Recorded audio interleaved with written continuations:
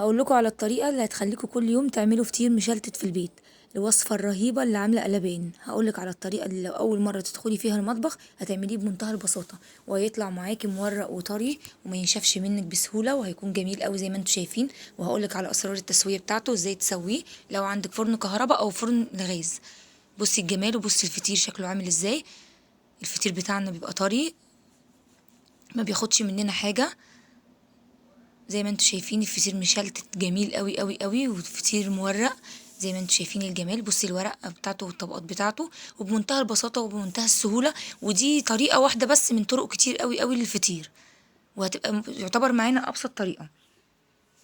زي ما انتوا شايفين بقى الفطير عامل ازاي طري معانا، مش محتاج ان انت تغطيه ولا تحتفظي بيه في كيس. يلا بقى اقولك هنعمل ايه. هجيب معايا كيلو دقيق انا نخليه، دقيق متعدد الاستخدامات بس لازم يكون منخول. ومعايا 3 كوبايات ميه، هحط بس 3 كوبايات ميه، واسيب معايا نص كوبايه عشان لو عوزتها في العجن. هبدا ان انا اركن نص كوبايه دي، هحط في الميه 3 معالق سكر. السكر حسب اللي انت عايزاه، لو عايزه مش ما تحبيش السكر يكون واضح فيه حطي معلقه كبيره سكر، وهنحط نص معلقه صغيره ملح. هبدا ان انا ادوب السكر والملح، وهنزل بالدقيق. لو انت اول مره تعجني فطير، انا واخده على طول على العجن بتاعه، يعني انا متعوده على عجنه فعارفه طريقه العجن بتاعته ايه، فحاطه الميه ومدوبه فيها السكر والملح. لو انت اول مره هتعجني ما تعمليش كده، ما تحطيش الميه وبعد كده تحطي الدقيق، لا انزلي بالدقيق الاول ومعلقتين السكر والنص معلقه صغيره الملح، وابداي خلي معاكي 3 كوبايات ميه، وابداي اعجني لحد ما تشوفي العجينه هتعوز منك كميه ميه قد ايه. انا عارفه نوع الدقيق اللي انا بستعمله، وعارفه كميه الميه هياخد مني كميه ميه قد ايه، ومش اول مره اعجنه، فانا واخده على العجين بتاعه. فعشان كده انا حاطه الميه الاول فيها السكر وفيها الملح، لان ممكن تنزلي بنص كميه الميه وتدوبي فيها السكر والملح وتسيبي معاكي نص الكميه الباقيه. انا كده خدت معايا 3 كوبايات وعوزت تاني ربع كوبايه، مش هستعمل اكتر من كده. هبدا ان انا اعجن فيه، لازم يتعجن مده كبيره مش اقل من ربع ساعه. لو انت في العجان هياخد منك 10 دقايق سهل، لكن انا بحب اعجن على ايدي، فهعجنه على ايدي هياخد مني وقت على حسب نوع الدقيق. ولازم الدقيق بتاع الفطير بالذات لازم يكون فيه عرق، يعني تنقي الدقيق معجنات يكون حلو عشان يطلع لك الفطيره طريه والفطيره ما تنشفش منك. اهم حاجه نوع الدقيق، واهم حاجه كميه الميه اللي هتضيفيها. يعني هما 3 كوبايات بس، انت مش هتضيفي تاني. انا ضفت ربع كوبايه عشان انا استعملت عوزت ميه تاني، انا شايفه العجينه في ايدي محتاجه ميه. اهم حاجه العجينه بتبقى طريه في ايدك لينه قوي، عامله زي اللبانه. ولازم تكون مطاطيه، لازم تكون بتمط في ايدك. كل ما بعجن فيها كل ما بتبدا تظبط معايا وبتبدا تلم معايا، وبرده بتكون بتلزق. ده اساسي فيها ان هي لازم تكون بتلزق. انا بقعد اعجن فيها مش اقل من ربع ساعه. اهو زي ما انتم شايفين بقى كده انا بقعد اعجن فيها واشيل واحط فيها، اعجن فيها لحد ما اظبط بقى العجينه واشوف العجينه هتظبط معايا ازاي. وهتظبط معاكي برضو لو اول مره تعمليها هيتعمل معاكي لو مشيتي على نفس الخطوات اللي احنا بنقولها دي. 3 كوبايات ميه بس، زودي بق صغير. لو انت الدقيق بتاعك، حتى لو الدقيق بتاعك ما فيهوش عرق، انا جايبه الدقيق عادي جدا من عند العطار، دقيق سايب مش اكياس ولا حاجه. بس الدقيق انا عملت له عرق من كتر ما انا بعجن في العجينه، انا عملت العجينه بتاعتي عرق. زي ما انتم شايفين العجينه ناعمه قوي، زي ما انتم شايفينها عامله ازاي في ايديا. وبرده لازم تكون بتلزق، بس بتلزق حاجه بسيط قوي. لو العجينه ناشفه منك مش بتلزق هتبقى محتاجه ميه. يعني لو انت بتعجني والعجينه ناشفه في ايدك بعد ما عجنتيها ورفعتيها على ايدك كده وبداتي تعملي كده ولقيتيها مش بتلزق في ايدك، يبقى كده عجينتك عايزه ميه تاني. كده اتعجنت واتظبطت معايا خلاص. هبدا ان انا اسيبها تريح 5 دقايق بالظبط، مش كتير. هبدا ان انا اجيب بقى الصواني بتاعتي، وهبدا بقى ان انا هنزل اهي هقطعها بقى. انا هقطع الكيلو معايا هقسمه لثلاث فطاير، كل فطيره هعملها 5 رقات. لو انت صعب عليك انك تفردي الرق الواحد بكره واحده، قسميها لكل فطيره 10 كرات، 7 كرات، 8 كرات، حسب الحجم اللي انت عايزاه. انا ممكن اعمل الفطيره كيلو في صينيه واحده، حسب الصواني برضه هوريكي مقاس الصواني اللي انا عملته.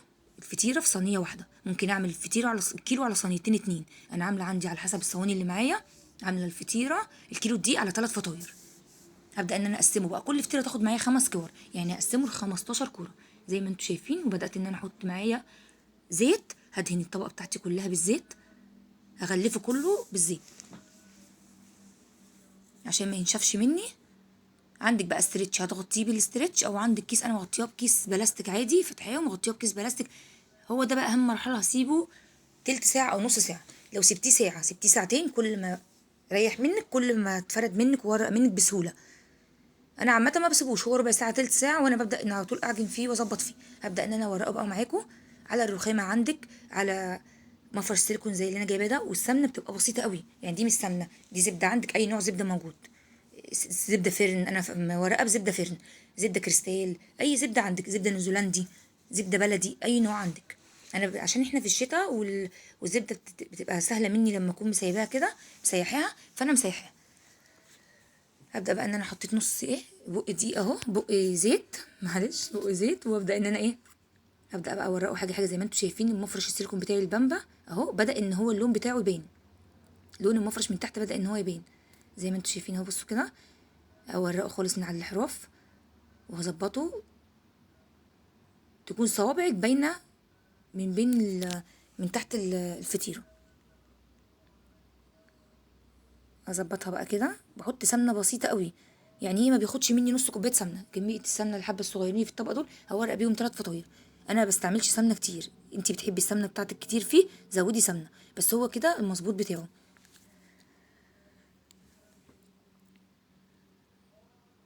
زي ما انتوا شايفين كده، ابدا بقى ان انا بفرد فيه العجينه عشان مظبوطه مخدومه، واخده وقتها في العجين، ما بتتقطعش مني قطعه، يعني ولا حته بتتقطع مني، ولو اتقطعت مش هيحصل اي حاجه، بس هي كده بتبقى حلوه قوي، بتبقى في الفرن عاليه ومنفوخه في الفرن، مش محتاجه حاجه، هي ما بتتقطعش مني، هي مظبوطه. مع انها مش انا سبتهاش تريح كتير، انا 10 دقايق ولا ربع ساعه وبدات ان انا اورق فيه عشان انا كنت مستعجله عليه. زي ما انتوا شايفين كده، اهي كل واحده بحطها جوه التانية. انا ورقت اول ورقه، طبقتها اهي، بطبقها كده، فتحت التانية برضو حطيتها جواها زي المنديل كده، واحده جوه التانية، واحده جوه التانية. انا هعمل الكميه كلها بنفس الشكل كده. في برضو طريقه بسيطه قوي انزلها لكم في فيديو تاني لتوريق الفطير، حلوه برضو قوي. في طرق كتير قوي قوي للتوريق، هي دي يعتبر لو انتي اول مره تعمليه هيكون اسهل طريقه ليكي. ان انتي بتبداي، بصي العجينه بتجري من تحت ايدي، يعني هي بصي مش باين. شايفين بقى التوريق بتاعها عامل ازاي؟ برضو تبداي من انتي تورقي فيها كده اهو، الحروف بتاعتها ما تكونش سميكه ولا حاجه، كلها سوا بعضها لون. بصي اللون بتاع العجينه، التوريقه بتاعت الفطيره معايا عامله ازاي، مش متقطعه مني، مظبوطه. ليه؟ العجينه خدت وقتها في العجن. زي ما انتوا شايفين بقى، انا كده خلاص، كده خلصت ال5 كورات، كل كوره جوه التانية كده خلاص. بقى بدات ان انا هبدا اسيبها تريح معايا ربع ساعه، نص ساعه، هسيبها تريح، وبعد كده خلاص ريحت مني، هبدا ان انا بقى ابطط. انا عملت كل الكميه اللي معايا ال3 فطاير زي ما انتوا شايفين كده بالطريقه دي، واحده جوه واحده، او بدات ابططها بقى، بطت معايا بسهوله قوي، عشان مع انها مش مريحه كتير قوي للدرجه، هو ربع ساعه تلت ساعه، وبدات ان انا ابططها. هي بططت، ظابطه الفرن بتاعي على درجه حراره عاليه، اهم حاجه السوا بتاع الفطير، دي اهم حاجه. حطي بقى على وشه قشطه، عايز تحطي على وشه سمنه، زبده، اهو دخل معايا الفرن وخرج. بصي بقى اللون، وبصي منفوخه قد ايه. يعني انا عندي عشان بتستوي في الفرن، عشان خاطر ما توصلش للشمع بسهوله، فرن بالكهرباء، انا بقيت اخرمها علشان خاطر العلو بتاعها. انا كده عندي قشطه بلدي، القشطه البلدي دي بقى هتديكي ريحه وطعم للفطير كأنك عجن الفطير بسمنه بلدي، مع اني انا عاملاه بزبده فرن عادي، يعني مش زبده بلدي ولا سمنه بلدي.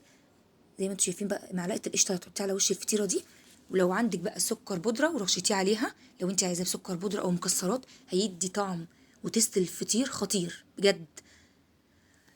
مش عايزه تحطي قشطه، ما تحطيش قشطه، دي بقى حاجه اختياري ليك انت. اهم حاجه تسويه الفطير، الفطير لو ما سويتهوش على درجه حراره عاليه، لو انت هتسويه في اعلى درجه حراره، فرن بالكهرباء اعلى درجه حراره عشان يستوي ما ينشفش منك، لو استوى على درجه حراره واطيه هينشف. فرن بوتاجاز حطيه على اوطى رف قريب من الصاجه بتاعه الفرن.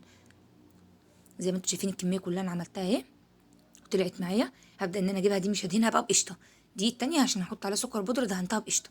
زي ما انتوا شايفين بقى، جبت برضو بتديني لمعه للفطير، بتديني طراوه للفطير، ان انا ابدا ادهن وشها بالسمنه بيديني لمعه حلوه قوي. زي ما انتوا شايفين اللون بتاع الفطيره والتسويه بتاعتها مظبوط قوي ازاي،